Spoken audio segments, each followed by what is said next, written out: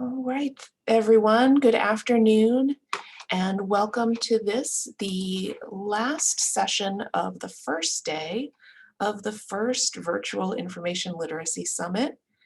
We're here in room A with Troy Swanson and the feeling of knowledge. Okay, thank you. Thanks, Jen. Thanks, everyone, for coming. So I may have to move a little quickly through some of this. I'd like to get where maybe we could have a little time at the end for some questions, but I feel like there's also so much to say and to share. So thank you for being here. And yeah, we're gonna talk the feeling of knowledge and talk a little bit about neuroscience and psychology. So for me, I know some of you in this room, and we've known each other for a while. Yeah, I feel like the focus of my career has been answering this question: why do we believe what we believe? And this is Alta Vista in 1999, as I'm leaving library school and the internet is hitting. And the question was, are people going to even need libraries anymore? Are they going to show up to us? And clearly we saw this idea that we have this highly credible, good information, but why don't people embrace it and trust it? And 20 years later, now it's like time warped or whatever.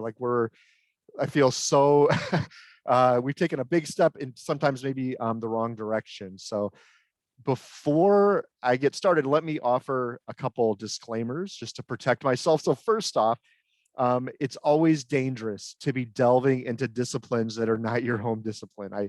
I hope that there's value in this, and I hope that some of these ideas that I'm pulling in that we can steal and take advantage of in our profession.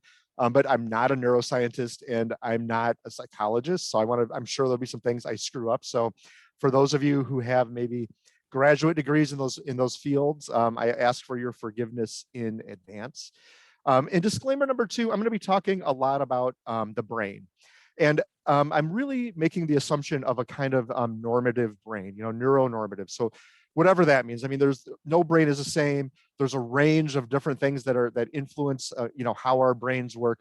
But I just want to acknowledge, I'm not walking down the path of like, for instance, folks on the spectrum, and or even folks that maybe have had damage, physical damage to their brains. I'd like to get to that point where I have a better understanding of those areas, but I'm kind of making that assumption from the beginning. So I just want to put that out there to start with. So just as a setup, we often say that we know that brains and people aren't rational. Like, this is not a shock if I say that right off the bat, that we may pretend we're rational, but we kind of know that this isn't true, and that we know that emotions get in the way and that our mood can influence how we make decisions. Our beliefs are impacted in our identity. How we make decisions are impacted by all of these different things that go on. So, maybe from the start, this seems, kind of obvious to say. But one thing that I see over and over again, and I see this in the library and information science literature, and I also see it in the education literature, is to me a real oversimplification for how we see how the brain works. And Laura even touched on some of this morning in the keynote. I think we're recognizing the role of heuristics and things like that are going on. But one thing I see is like that the brain is this thing where we have cognition versus affect, and these are the two things that happen in our brain, and they come at each other. And that's not really how neuroscience sees the functioning of the brain. So I want to add some nuance, and I want to complicate things a little bit. This to me is a quote that really captures it all. And the irony is, this is not by a neuroscientist, right? This is from Charlie Kaufman, who's a screenwriter, and I heard him say this on Fresh Air with Terry Gross. I was listening to the podcast, and I almost got in a car accident because I had to pull over and copy down this quote. So if you bear with me, I want to read this quote because I think this gets to where I want us to be. So he says, "To me, when I relate to a piece of fiction, or a novel or something, it isn't that it makes me step outside myself, although there are those kinds of books. But I mean, the thing that I really relate to is when I read something that has articulated something that I felt, but I haven't been able to articulate."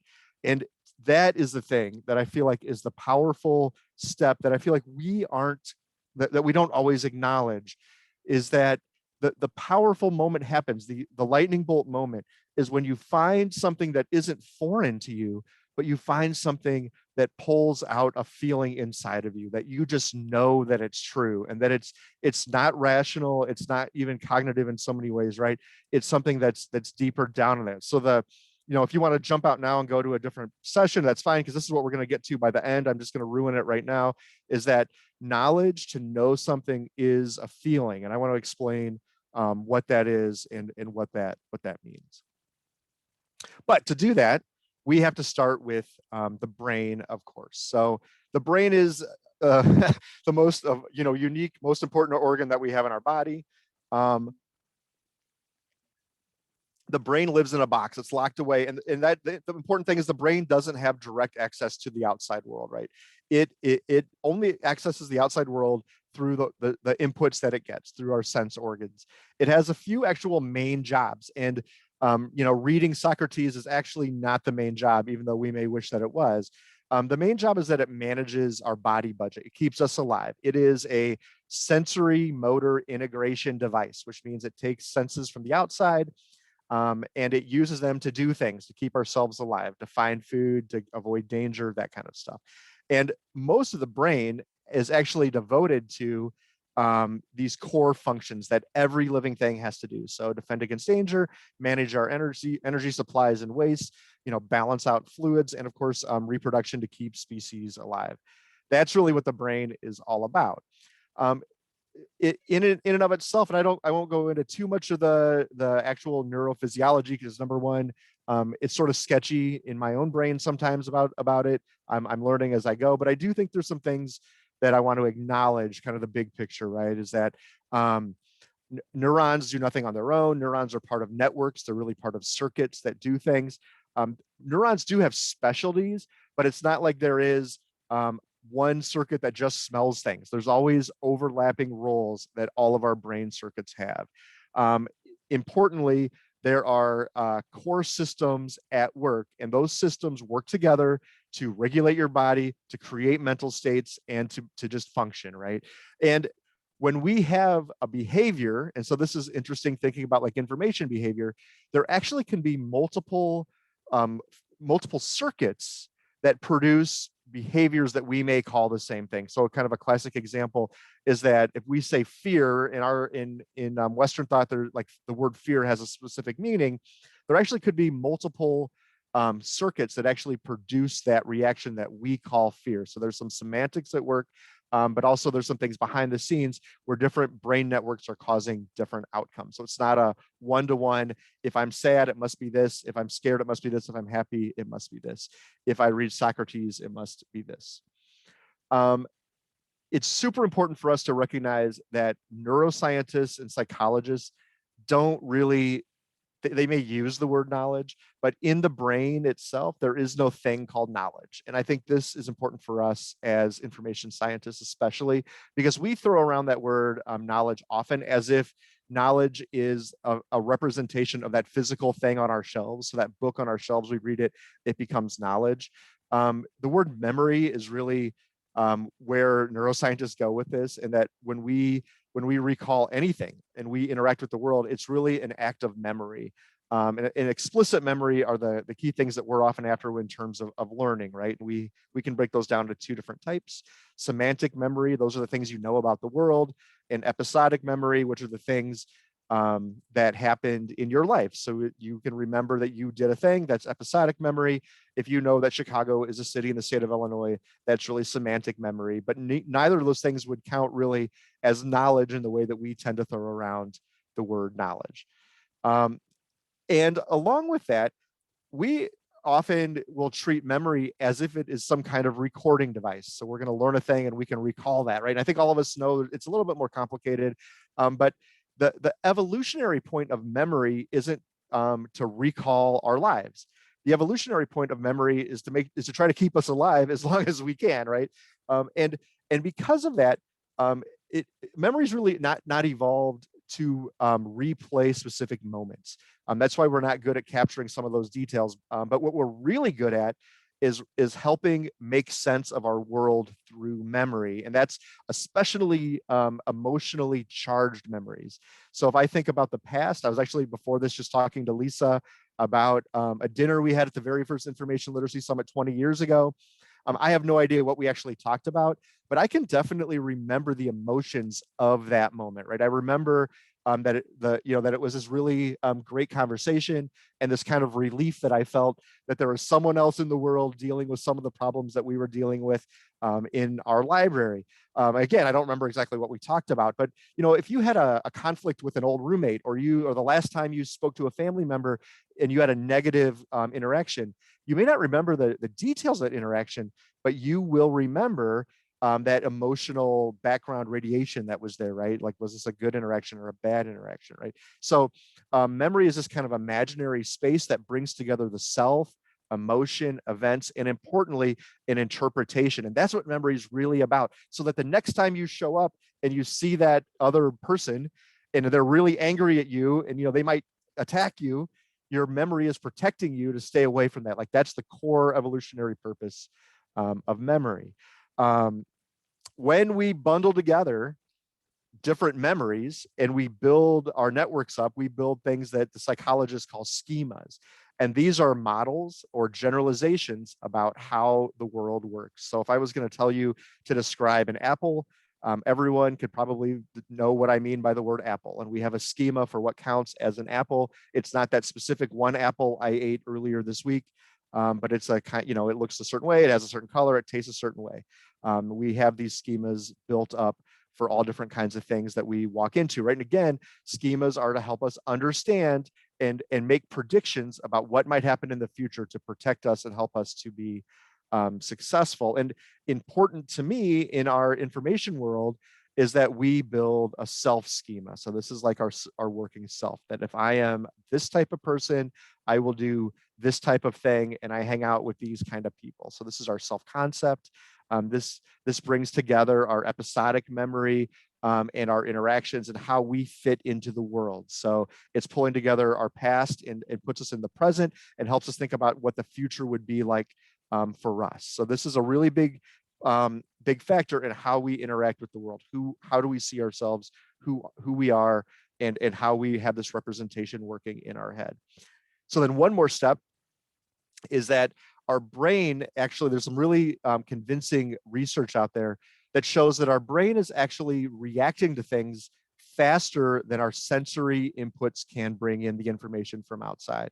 And this has caused a number of neuroscientists, most notably Barbara Feldman Barrett, who is fantastic, to talk about the idea that our brains are actually running a simulation of our world around us all the time. So think of our brains not as a reactive brain. We're not just reacting to the world, but we're actually preemptive, so that when things are happening around us, we are actually trying to anticipate those things before they can actually happen. And that's also why when something happens that surprises us, that's out of that's not what we had predicted, it catches our eye and it will surprise us and it will draw our attention, right? So this is a kind of pattern recognition that we have. And it's really fascinating when you delve into all the different conversations around this simulation. And there's good and bad things around it, right? And so when we talk about things like the different cognitive biases that we carry, like confirmation bias, this is, to me, the heart of where confirmation bias comes from. It's not just that we prefer things that already agree with our pre-existing beliefs, but it really is a core function of how our brains work. Our brains are running a simulation based on what we think is important, based on the schemas that we have built up over a lifetime, in order for us to be successful and to fit into the world in a way that makes the most sense for us. That's gonna take us to the goals that we might have. So, I mean, it's not just so much, right, that we're plugged into the matrix, but that our brains are an operational matrix around us all the time. Like, this is the core part of what our brains do, is that we are the matrix interacting with the world. Okay, so just to shift gears a little bit as we go, I do want to nail down some terminology that I think matters, and just to refer what I mentioned earlier, that we often will throw around terms in ways that I think might cause some neuroscientists to wrinkle their eyes. So I want to, and I also want to say that just because we call a thing doesn't mean that thing in our head and how it functions changes, right? So this is just me offering some ways to try to view ways that our brain operates. Okay, so let's start with affect. And so often I see this equated to emotions, and some of that's just historically an inaccurate use of the word, but increasingly in the neuroscience literature, affect is not equated with emotion. It really is about like a valence, like a mood that we have, a feeling that we carry around with us. It's connected to how much we've rested, when we've eaten kind of water, where we are in our lifespan, like just generally how we feel. And it definitely impacts how we interact with our world, that's for sure. But it's not the same as emotion. And I want to just give another shout out. If you're interested in this, look at the book How Emotions Are Made: The Secret Life of the Brain by Lisa Feldman Barrett, who's a neuroscientist. Really fantastic work. Um, Cognition is really that information processing in some ways part of the brain, and that might be not the greatest way to put it, but this is the part of our brain, right, that represents our world to us. It helps us access memory. It helps us make decisions. It's the deliberative cognition is probably the greatest evolutionary step that we have made that's helped us dominate and help destroy our world, right? So this is our active memory, our stored memory coming together to make decisions. Consciousness is maybe a sub part of cognition that kind of floats along with it. And I want to kind of make a distinction between cognition and consciousness because they're not exactly the same thing. So consciousness, in some ways, the way I like to think about it is it really is like our narrative, telling us a story about how we're getting along in life. So this is the active aware self-aware. And this is from Joseph Ledoux, Deep History of Ourselves. Um, Requires the ability to be reflectively aware of oneself as the agent of the forecast and also part of the subject matter. So this is our specialty. This is the human specialty. Consciousness is the thing that when I say me, when I am self-aware, that is what is at work. And I think the important thing that we often miss is that consciousness does not encompass all of cognition, that we have a whole decision-making faculty that is unconscious, that works behind the scenes. And so the classic example of this is that there's really good evidence that the amygdala, which it does a lot of things, but it's primarily thought to deal with anxiety and fear. The amygdala receives direct sensory input that is not filtered by consciousness. So you can actually you can flash images in front of people faster than the mind can comprehend them, and they can detect reactions in the amygdala. So biases. The classic one is showing threatening photos or showing people of different races and watching the amygdala reveal biases that might exist in your brain. It's super fascinating.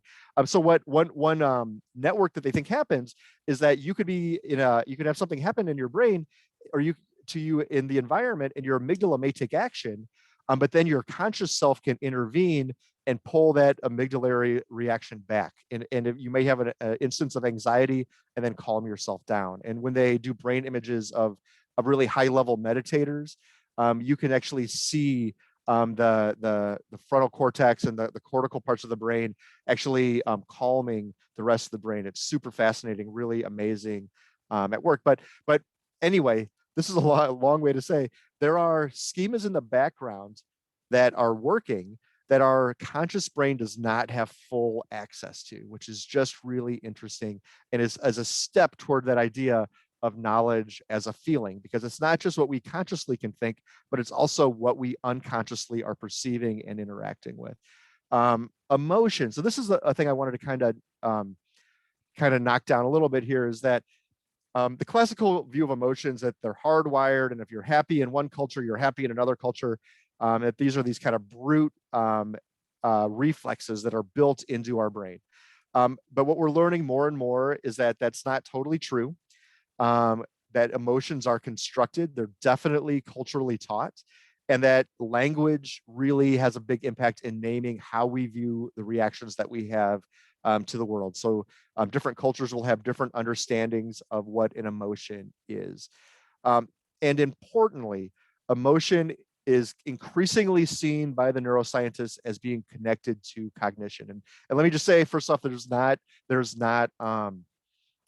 total agreement, that's for sure. There's not consensus in the literature on this. There's a lot of debate, but it's increasingly seen that emotions are an important part of cognition, and importantly, they're also connected into consciousness. They're a way that consciousness connects to those ancient survival circuits and decision-making circuits of the brain. So why do we remember things that are emotionally charged? Because that's a marker in our lifespan that we need to remember for survival down the road. So this is from Joseph Ledoux. Emotions are, in my view, cognitive interpretations. Let me move this out of the way. Cognitive interpretations of the situations in which we find ourselves, a capacity that I propose was made possible by the evolution of consciousness. So consciousness brings forth emotions and helps us see what is important in the world. Values are connected in with that emotional kind of reaction. So emotions mark those important things. They show us what's significance, and they are vital to the world. And if we didn't have the kind of emotional reactions we have, I think it would really take away from what it even means to be conscious. What does it mean to interact with our world? What does it mean to be a self? We're getting there here. So then now let's get to this feeling idea. The brain is really good at a couple things. The brain is good at the past, and so often when you get in that kind of daydreamy kind of state, we're often thinking about things that have happened. We're thinking about memories. We're also really good at thinking about the future, because that's the thing that helps us keep alive, right? We anticipate the future. We are not as good at the present. Actually, there's really interesting research about how bad we are at being in the moment. And there's a lot of, talk about the explosions of yoga and in meditation, and why that's important to us is because, at least from my perspective, is the brain isn't wired for the present. And this quote I love, in neuronal terms, the present, oh, sorry, I'm trying to move faces out of the way of the quote. The present exists only for a millisecond, for some milliseconds, which is the order of magnitude for the time required for one signal to pass from one group of neurons, for example, sensory, to another group, for example, motor. Our brain isn't built to be in that present. And if we wanted to describe what it means to be in the present, we often use words that really are affective, that are emotional. They get to feelings, where these things come together, that the present is a feeling in so many ways. So if I asked you to select one of these pens, they both do the same thing. One's just like this charcoal gray color, and that one is a green color. Everyone who is here would be able to select a pen, one or the other. Now, it may not be a strong feeling, like you're not going to probably get in a fight over which pen is better, but you could select a pen. And the thing that's fascinating to me is that this is just a super basic thing. Probably most, 3-year-olds could do this. And there's no reason why you should be able to do this. Like there's no logical, cognitive, rational reason why one is better. And why could you pick one? Because you just got to kind of feel it, right? Like I kind of like the green better, maybe I like the charcoal better. You would have to have that internal kind of conversation with yourself about why you can select one over the other. But we make these decisions every day, right? You couldn't get out of the house. You couldn't select clothing to wear. You couldn't figure out what to eat if you weren't making decisions that are like this. We are really, really good at making decisions. We can make all kinds of decisions. We're not always good at making good decisions or rational decisions or decisions that might put us, that might help us down the road. We are good at having those feelings and having confidence in those feelings. So when you answer a question, the feeling about how strong that your confidence in that answer is really a statement of a feeling, which neuroscientists or really the psychologists have tried to flesh out, which we'll get to in a second. So what are these feelings? Where do these things come from? And I don't know if anyone really knows for sure, right? But they seem to really be this interaction that's happening between the conscious and the unconscious parts of cognition, our schemas, our heuristics, these core systems that are at work. And I don't want to undersell the impact of consciousness. I mean, consciousness is super important. Like right now, your body is functioning and doing its thing, right? If I asked everyone here to just take a breath, everyone would be able to, right? But up until that moment where I reminded you to take a breath, you were breathing just fine. I mean, I hope that there's no one that's passed out because they forgot to breathe. But it's just an example of where our consciousness can intervene and take control and grab the wheel and help us make decisions, right? So it's not just that consciousness doesn't matter; it does matter, but we also have to recognize that consciousness is not the only show in town. And then this gets us to an idea that has really been impactful for me. This is the idea of the felt sense. And if anyone out there has a psychotherapy background, this is not anything new. This has been around for decades. But this is from the focusing work from Eugene Gendlin, who's from the University of Chicago. I love it. He has a real short book called Focusing, which kind of outlines this. And he has some other more philosophical works if you're interested. But the felt sense is a way to think about the interaction between consciousness and unconscious knowing. Okay, and he uses the word symbolism, but really, when you can put something into language, when you can articulate it, that is consciousness at work.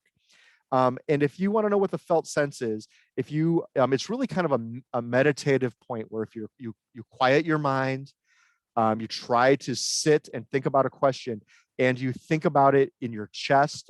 Different people do it different ways. They can think it as in the chest or behind your eyes, or in your hands. Like, how do you feel about a topic? And you try to calmly interface with the unconscious side of yourself. And in the therapeutic sense, and I'm definitely not a psychotherapist. So there could be people here listening that are swearing at me under their breath.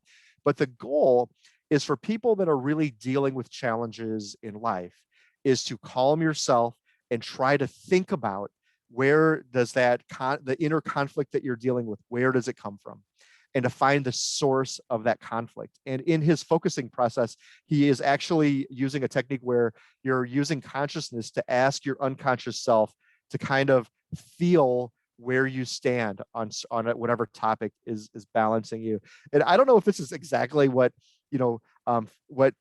he had in mind for felt sense, but to me, this is the greatest description that I've found for what it means to actually know something, is that it's internal, especially if you feel strongly about it, is there's this gut kind of thing that happens that helps you take a stand, that helps you make a decision, right? And so this is a quote from his book, Experiencing and the Creation of Meaning. Meaning is formed in the interaction of experiencing and something that functions symbolically. And again, what he means by symbolically is language, is consciousness. Feeling without symbolization is blind. Symbolization without feeling is empty. And so to have a deeper sense of meaning, you need to interact with both. You have feeling and you have consciousness in conversation with each other. So another way to say, like, what is the felt sense? These are these things that when your unconscious mind is at work. So you see a face, but you can't quite place it, right? But the unconscious mind recognizes that face. When you make a choice, but that choice just doesn't feel right. There's something that's not quite right about it. When we hear an answer and lightning strikes, and you know that this is the truth, this is right, that is your unconscious mind interfacing with your consciousness, and you make that recognition. And so to go back to that quote from Charlie Kaufman, right? That thing that I've felt, but I haven't been able to articulate, that knowledge that hits me, and it's an undeniable truth to me. That's the thing that I think we're often after. So the feeling of knowing, I've kind of hit on a lot of this by now, but it's that internal sense on a topic. Source monitoring comes to play. So source monitoring is thinking about where your knowledge comes from. That's out of the psychology literature. It's really great. I'll mention this in a couple seconds. Things like cognitive dissonance can really disrupt this, right? So if you have a memory that conflicts with different eyewitness accounts, where you're trying to deal with conflicting information, you can disrupt this feeling of knowledge. But there's a real importance, it seems, that self-awareness is super important around this feeling of knowledge. And there's some pretty strong research that the more we make people aware of self-judgment, the more resistant they are to misinformation, and the better they are at making decisions overall, right? And so to me, the biggest thing is that when we think about values, we think about right and wrong. These are things that aren't measurements, like a classic example is if you think that empiricism is important, that's great. But if you have someone that doesn't value empiricism, there's no empirical evidence you can give to them to change their mind, right? Like the values and what we think of as knowledge comes down to a feeling about how the world works. And again, that interaction between consciousness and unconsciousness to connect, this was mentioned earlier by Laura in the keynote, Kahneman and Tversky's work, where that Kahneman won the Nobel Prize in economics for, and the birth of that branch of behavioral economics really dealt with this, right? System 1 versus system 2 thinking, the slow thinking versus fast thinking. And I would, of course, recommend this book. But I will say, I love Daniel Kahneman's work. I love this research. I do feel like the conversations around the felt sense to me are much more directional, where you could actually use them than some of the things that Kahneman throws out there. So what about rationality? What is rationality? I got to watch time. I just want to mention, right, that we've seen the heuristic, the knocks on rationality, and that rationality doesn't seem to make sense. Like our brains are almost broken. And I want to just kind of talk about that just real quickly. There's some work out there that really emphasizes that rationality evolved with our brains in a group work. Like our rationality assumes this kind of tribal living in small bands that interact with other bands for survival, right? And that the goal of rationality is to make up reasons and to evaluate the reasons of other people. We're actually really good at evaluating the reasons of others, and we're not so good at evaluating our own reasons, right?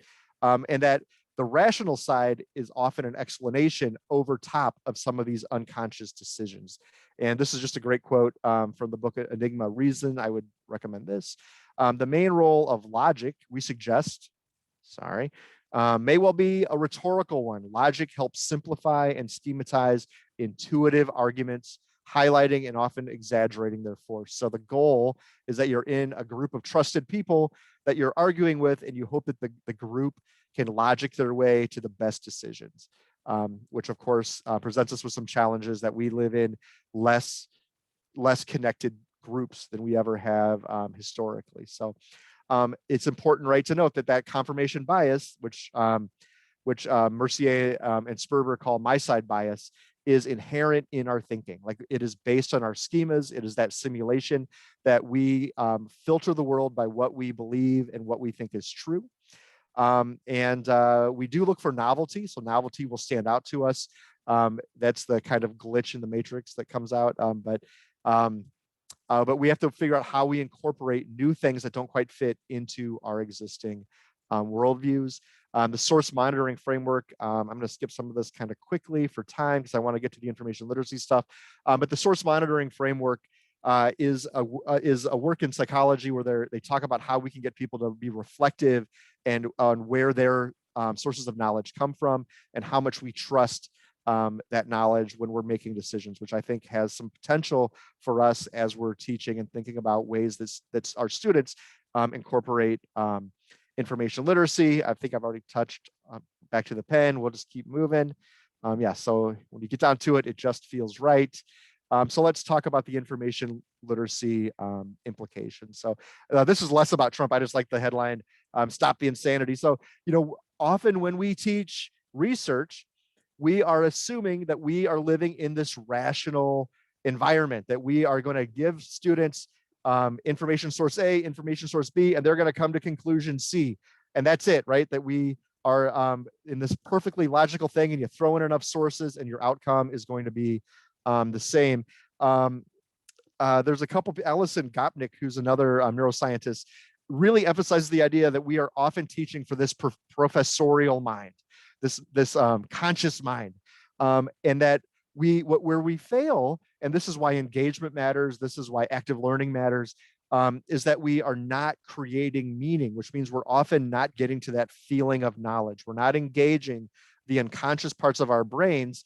And so yes, I can memorize the answers to the test, but it actually doesn't move us forward in creating that meaning and making change in how we see the world, right? And that's the big step that I think we're always after in the classroom. It's so difficult.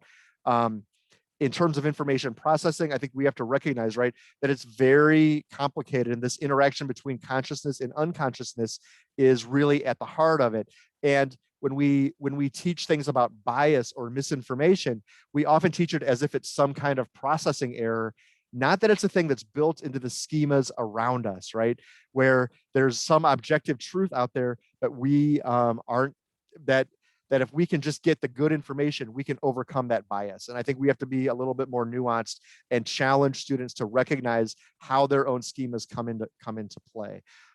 It's important, right, that the brain is a democracy. It's not this decision-making machine. So when I'm driving home from work and I say consciously to myself, I'm not going to go get that hot fudge sundae, but I'm now driving by the ice cream shop and somehow I end up there buying that hot fudge sundae anyway, that's because the conscious brain has lost the vote to the other parts of the brain. And we need to recognize that pure logic really isn't really ever at work. Like there is a thing called logic, but it's interacting with all these other pieces that come into play. And so maybe another way to think about this is we traditionally teach this idea of critical thinking, that you make a claim and you get evidence and you sprinkle on some logic and then you get critical thinking.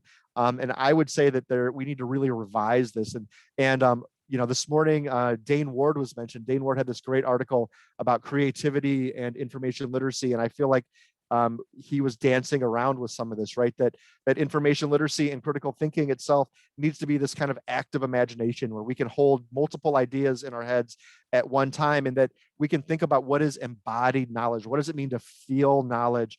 And what does it mean to embrace an information source and to try to interface that source with something beyond just consciousness, that we're self-aware, we recognize where our information comes from, and what are the pieces that we use to build the building blocks of our self schema and the schemas that we use to interact with the world. And the thing that I find really exciting is that there's a lot of different avenues of information literacy discussions happening, whether it's in critical pedagogy, some of the stuff around the framework that are bringing us to the point of the need for reflection. And I think that the neuroscience literature and the psychology literature absolutely supports this, that the more that we can be reflective on our knowledge and our bodily knowledge, especially, the more that it's the step in the right direction to actually understanding how we make decisions and where we end up. So the goal is to become aware of what we assume, what we think, what we believe, and how we use that awareness in our mental activities, from Zoll's book. Our processes, underlying knowledge is super important, and having a process, I think, is really important. So whether that process is a scientific method, whether that process is, how we are reading articles, interacting with those articles, things like lateral reading, I think make a lot of sense. So having a process that moves us down the path and helps us be reflective, I think is really important. And so often when we interact with information, especially that quick Facebook post, we are not engaging in a process that helps us be more reflective on our knowledge. I do want to jump. Yeah, you know what? I think I just want to mention just at the end, I think, because we're going to run out of time, and I don't know if we even really have time for questions, but we'll see what Jen says.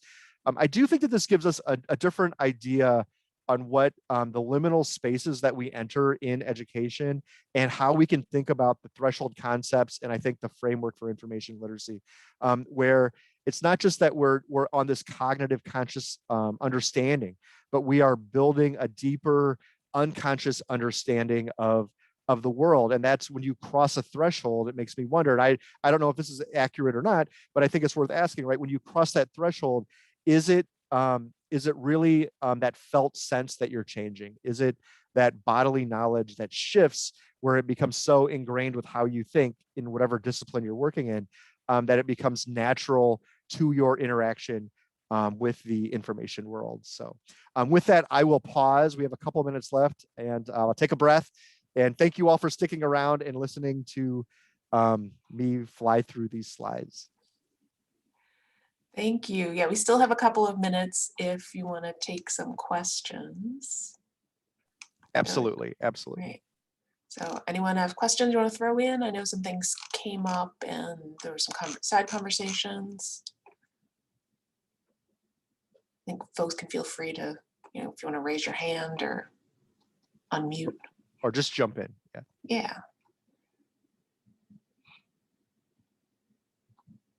Well, you won the meme award for the conference, awarded by Kathleen Leaf. Well, thank you. There's a question from Andrea. Can you say more about how you would apply felt sense to teaching information literacy? So yes, I love it. So I don't know. Let me say first off, and I don't foresee a day where we become, we're going to be running like cognitive therapy sessions as one-shot sessions in our libraries. And I really have just discovered this, and yeah, and I can share my slides. I really just discovered this within the last like 4 months and have been so excited by it. So I haven't really had a chance to apply it, that's for sure. But I mean, I do think the process itself is very simple and it's very kind of meditative, but it's even just being quiet enough to think about what is the feeling you have around a topic. And to me, it really, topics that students don't know a lot about, that you kind of have a neutral valence on, I don't think you're going to have a strong felt sense about. But something that is controversial, something that sparks your personal schema, your personal worldview, I think you will have a strong felt sense about. So if you're going to try to explore this with students, it seems to me, and I'd be interested if there's maybe people out there that have psychology backgrounds or therapy backgrounds, it seems to me that like finding topics that are charged is going to be important in helping them navigate those topics and understanding why they have the stance that they have. But I think that's the best I've got right now. A couple other questions. Implications for the reference librarian. Well, and that's, I think there's a few implications, and I think recognizing it in ourselves and understanding where our perspectives are and why we have those perspectives are important. I think if we're to be authentic teachers, I think that being self-reflective is a first step in that. And that's not anything new or that comes out of neuroscience, that's for sure. I mean, there's been conversations with that for a while. I do wonder about moments with students who are dealing with topics and struggling, or when we see students that come to us where they're clearly picking topics based on their biases, and that might open up an opportunity to talk about some of these and to think about that conflict monitoring framework, like why are you taking the stance? What are the things that are there? I do think the idea, if we have to be meditative, is useful. And I think there is some value in that for our practice, but I don't know if that would be widely accepted. So yeah, so I see Amy's comment about there's so much. Yeah, I sorry, this is jam-packed. There's so much, and I had like 90 slides, so I've narrowed this down. There's so much to talk about. Oh, one thing, I will share my slides because I also have all of my sources in there. There's so much good work out there to read that I hope people will track down some books and try to join me in these conversations because I surely don't have all the answers, that's for sure. I'm barely getting where I have questions, the right questions. Thank you so much. It's 2:07, and I will save the chat because I know there's some additional questions in there. I think folks can probably feel free to reach out to you if they have any additional that's fine. questions. And I just posted it in the chat, the link to my slides. Great. Thank you all so much. And we will see everyone tomorrow for day 2 of the Virtual Information Literacy Summit. Thank you, everyone.